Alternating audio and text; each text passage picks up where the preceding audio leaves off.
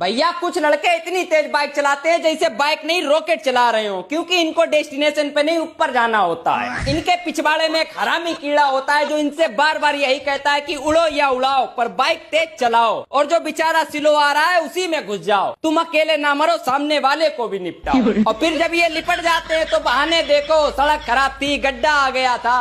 अरे तुम खुद गड्ढा हो, हेलमेट तुम पहनियो ना, सेफ्टी तुम करियो ना, ब्लेम डाल दो सड़क पे। और लड़की अगर पीछे बैठ जाए फिर तो स्पीड की अम्मा बहन। लड़की चिपक गई तो फिर जे तूफानी बन जाते। लड़की खुद डर के सोच रही होती है कि जे साला लव स्टोरी नहीं माउथ स्टोरी लिख देगा। सुधर जाओ, सुधर ना, खुरपिया से छुटाए जाइयो। अरे अपना नहीं अपने घर वालों का तो ख्याल करो। घर वाले इंतजार कर रहे कि बेटा आ रहा होगा, बेटा उधर रोड पे सुपरमैन बना पड़ा।